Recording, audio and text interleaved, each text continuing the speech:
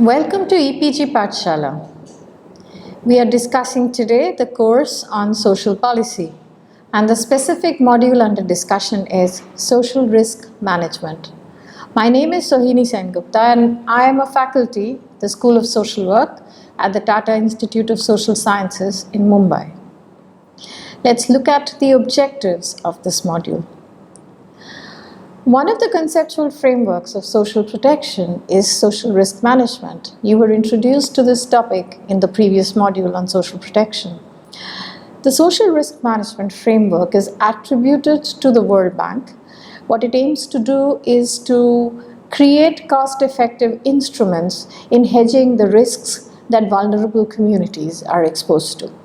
At the end of this module, the learners will understand social risk management and its conceptualization, the efficacy of social risk management as a policy measure, and how the social risk management, abbreviated as SRM tools, work to reduce vulnerability of groups and people in society.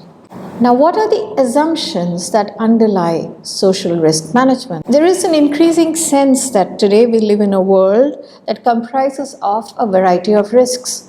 We are constantly feeling the risk of many things, simple things like pollution and environmental degradation, the risk of traffic accidents, wars and conflicts, natural hazards, you name it. However, the poorer people in the society are exposed to a certain different type or category of risk, and by now you would be familiar as to what we are talking about. These exposure to diverse types of risks could be due to, again, a variety of reasons: natural hazards, political discrimination, ill health, not having obtained enough years of education, and so on. However, there are fewer instruments to deal with these risks apart from government program benefits and market support. Shocks and crises, however, have the highest consequences for the poor. So, in effect, what that means is, although all of us are exposed to a certain amount of risk in modern society, if you belong to a poorer section of the population, these risks translate into what is known as catastrophes in the lives of poorer people.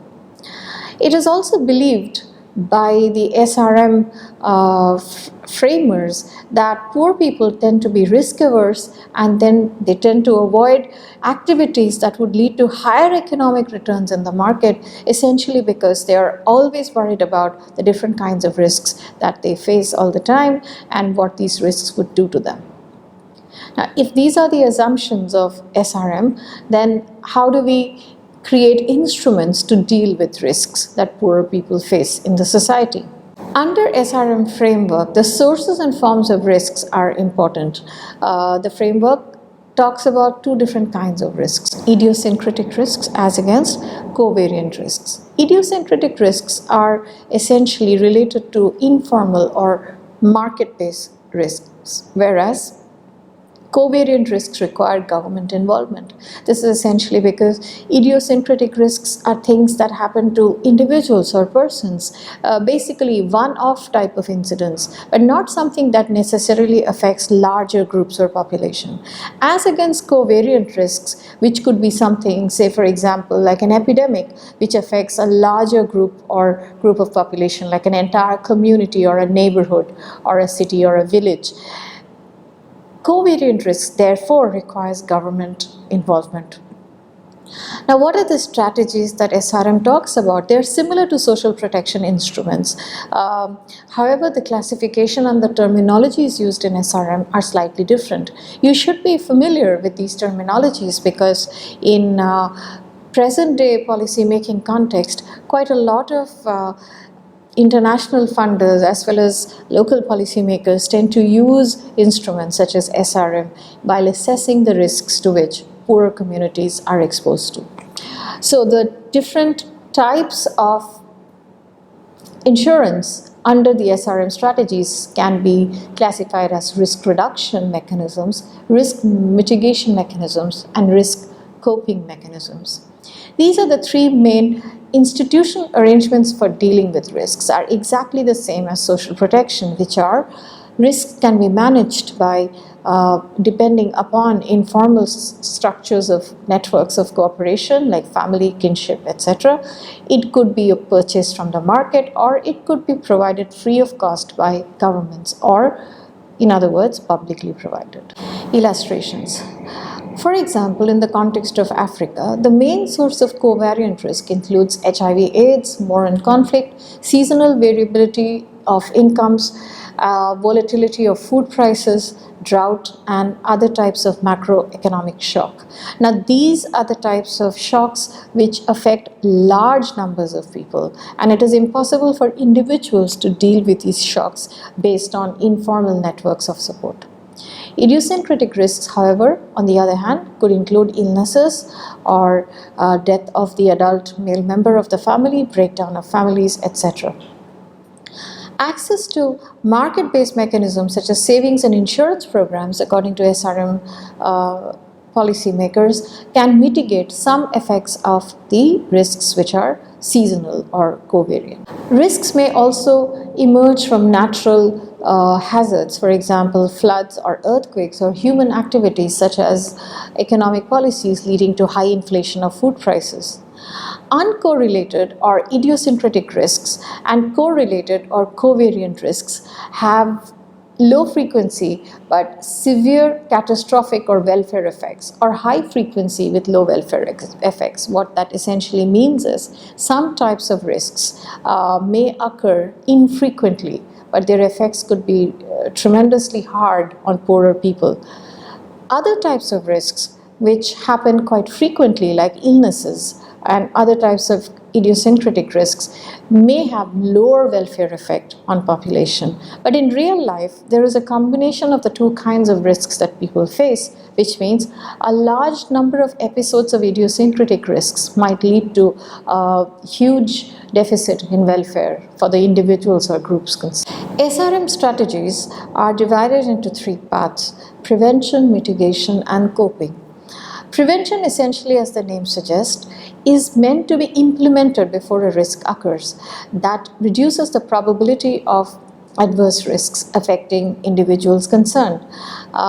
Examples of policies or strategies that can protect against these kinds of risks, for example, macroeconomic policies, environmental policies, investment in higher education, malfunctioning labor markets. One can create policies to check against, to prevent risks from emerging from all these various types of processes. Mitigation. These strategies are implemented also before the risk occurs. These are undertaken to reduce the impact of risk on individuals and community. For example, in farming communities, diversification of crop patterns can lead to some amount of mitigation of risks, because one knows that dependence on one type of crop makes one vulnerable to both price volatility in the market as well as crop failures or pest infestations and other types of issues, whereas crop diversification might lead towards creating a protection for farmers who would be otherwise exposed to such types of risks. Coping are strategies that help people live through the impact of risks without much destitution. That essentially means that coping strategies are implemented once the risk has already affected people, or once people have been exposed to a certain amount of risks. Coping essentially means how does one enable individuals and groups to recover from the shocks which they have received. For example, personal loan from friends and families to go through a spell of unemployment is an example of an informal risk-reducing mechanism that people might use to cope with the risks to which they have been exposed to. If we want to tabulate the strategies of SRM and we put them in different columns in terms of both types of strategies, risk reducing, mitigating, or preventive, and also the source from where these SRM instruments would emerge, we might create a table which looks like this, right? You can fill in your own examples after making a table like this. The idea is for us to understand the kind of strategies that exist out there in the real world and see if we can categorize them according to this framework. So if we start with risk reduction and we look at the different sources of risk reduction strategies, we can look at the informal box. The informal column gives you 3 examples of risk reduction strategies that individuals or communities might adopt. For example, if one is a farmer or belongs to a farming community, you simply do less risky production, basically grow safe crops. You could migrate to mitigate the effects, to reduce the risk of depending only on agricultural production or agricultural labor as an occupation and source of livelihood. In case of early childhood health, you can improve feeding and weaning practices of infants in order to improve the health outcomes of children when they grow up. So these are all examples of different types of risk reducing strategies that can be adopted by individuals at very less cost and also dependent on their own strategies and dependence on their own neighbors and friends. If you look at market-based risk reducing strategies for the same kind of problem, you can look at things like in-service training. In-service training basically means that if you fear losing your job, then you get a training in a different kind of skill or a different kind of subject, so that you are basically retraining yourself while you already have a job. The second type could be labor standards. Organization businesses could uphold good labor standards, and these can act as market-based risk-reducing strategies. Financial literacy is another way in which people can reduce their risks because they know where to invest their money. If you look at the government column, or that's the public box, risk-reducing strategies could be maintaining high labor standards, which means all companies, whether public or private, uphold a certain amount of good labor standards which guarantee people a certain amount of social insurance, income security, safe workplace, and other forms of guarantees of safe livelihood. Child labor reduction could be a public policy, which means that children would therefore not go to work and instead go to school and therefore have better futures. Disease prevention. Large-scale diseases which affect a lot of people, creating vulnerability, can only be handled if through public policies on health, and therefore risk-reducing strategies in the public column could involve large-scale government intervention such as disease control programs. If you want to look at the second type of risk reducing strategy in SRM, which is called risk mitigation, again the same type of boxes have been created. Look at the informal column. To mitigate risks, people can hold more than one livelihood stream. They can do many jobs. Investment in human, physical, and social capital, so people build good networks, they educate themselves, they also invest in physical property. Extended family labor contract is an example of risk mitigating strategy, whereas in which you depend on your family, kinship, and other networks to obtain labor without having to probably pay a market price for the or wages. Market-based strategies could involve investment in multiple finance assets, creating microfinance initiatives, and different types of insurance for disability, for crops, for old age, etc., that one can buy in the market to insure oneself from future risks. If you look at the public column, you'll see risk mitigation strategy could involve asset transfers. So poorer people can be helped by governments by providing them with property rights or tenure security.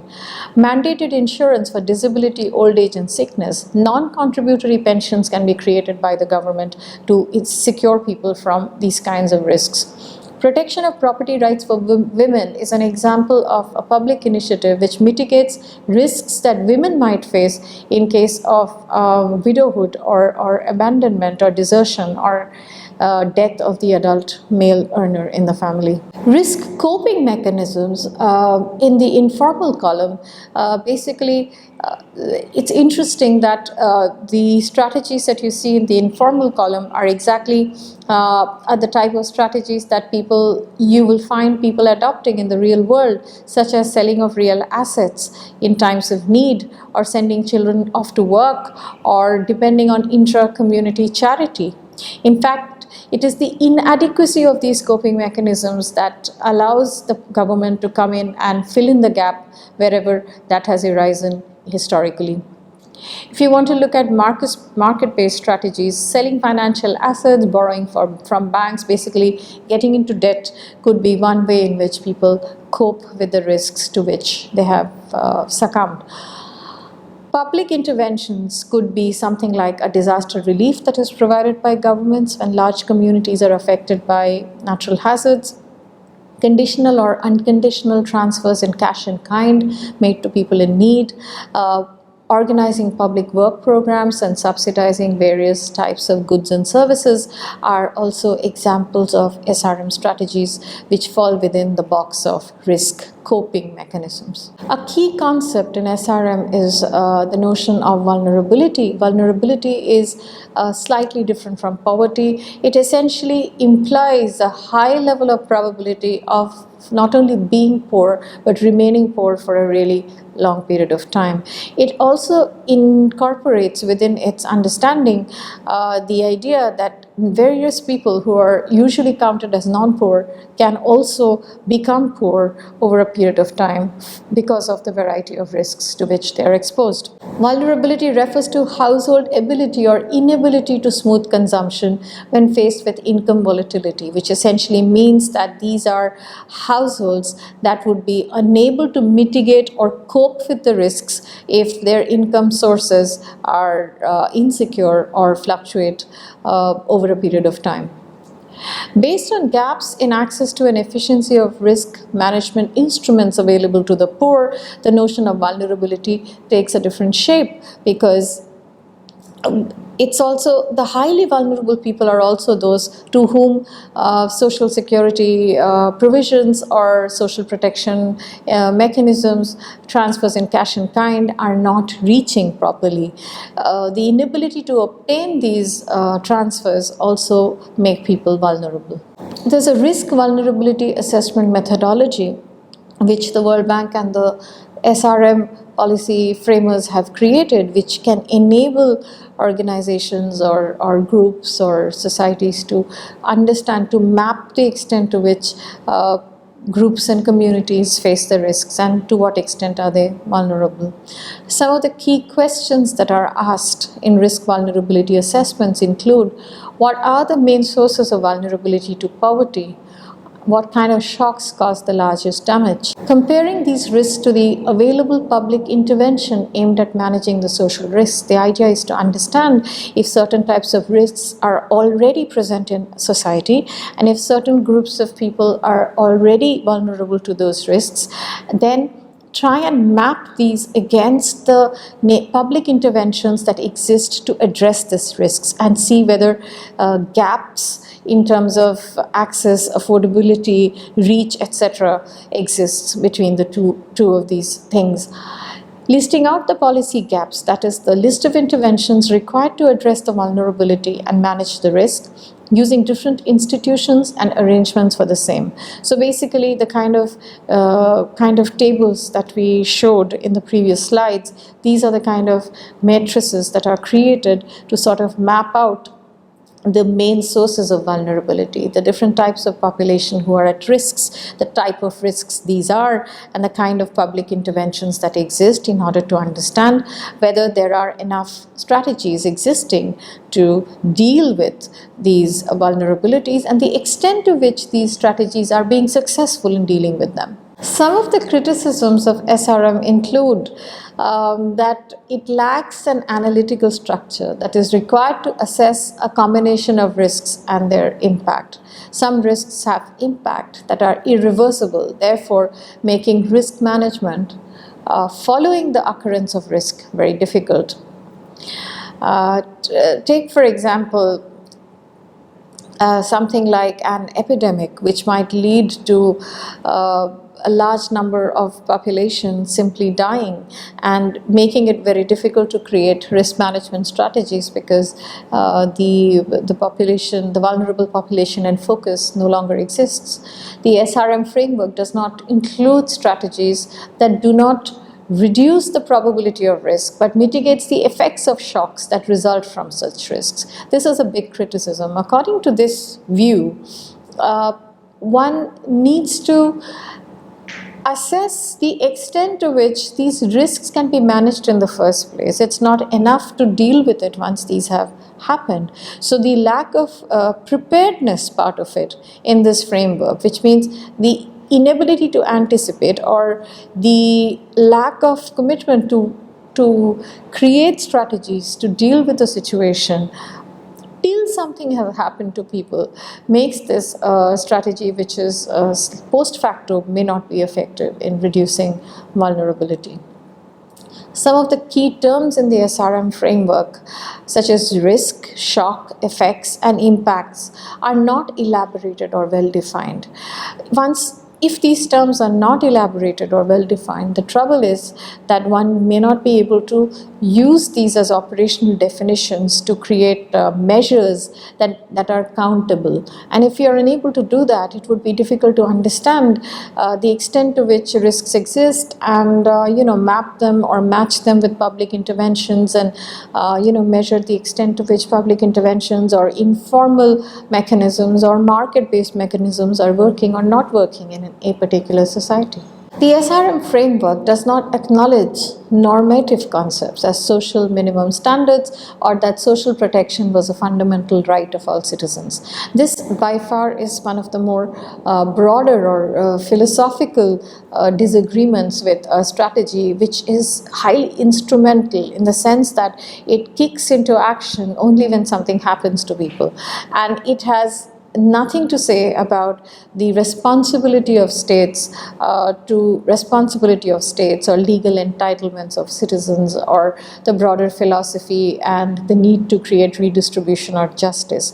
Here, the language of risks and the language of mitigation makes the whole exercise to be far more simplistic than social policy measures are supposed to be. It also makes it really narrowly defined, and some people are worried that this may not lead to satisfactory outcomes because social problems and social issues are complex and they are highly interrelated.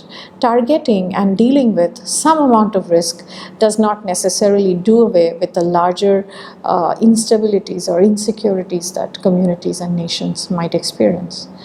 As the framework tends to focus on income risks and household strategies to manage the shock that results from it, it does not focus on chronic poverty, which again means that chronically poor people have been poor for a really long time, which means their vulnerabilities are both long-standing as well as deep in terms of intensity. And SRM has nothing to say about chronic poverty. It doesn't have much to say also about multidimensional nature of poverty. You are familiar with these concepts from the module that we have studied on poverty. It may be very difficult for chronically poor households to manage their risks without additional promotive social protection provided by the state.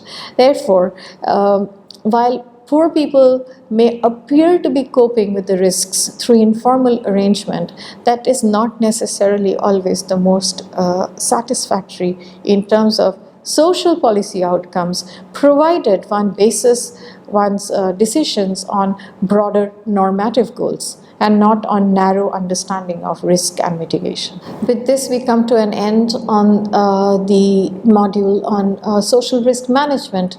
To briefly summarize what we have studied and understood, social risk management is a strategy of understanding social protection based on the mechanisms and framework for analysis created by the World Bank in the early 2000s. The idea was to identify vulnerable groups and people in a society and try to see the kind of risks that these groups and people and individuals and households experience, the manner in which these groups deal with the risk, the different types of instruments that were available to them to handle these risks, and the gaps that existed between individual and household strategies, market-based instruments, and public intervention, and whether these were able to meet their goals or not. We have also looked at some of the ways in which SRM classifies social problems. We looked at the key criticisms against SRM, among which is the criticism that it tends to neglect the normative goals of social policy, and the other criticism is that the operational definitions are not sharply put forth, which makes it very difficult to implement it in the real life situation. With that, we come to the end of this module. Thank you very much for your time. You're encouraged to look at a large number of literature that exists on social risk management, including the handbook that is written by Robert Holzman, and which is called Social Risk Management and is published by the World Bank. And you're also encouraged to read Leopard G's Social Risk Management Strategies and Health Risk Exposure, which gives you a large number of examples in the context of Sub-Saharan Africa, which demonstrates how SRM works in situations that SRM works and in context where SRM fails to provide an accurate understanding of social problems. Thank you.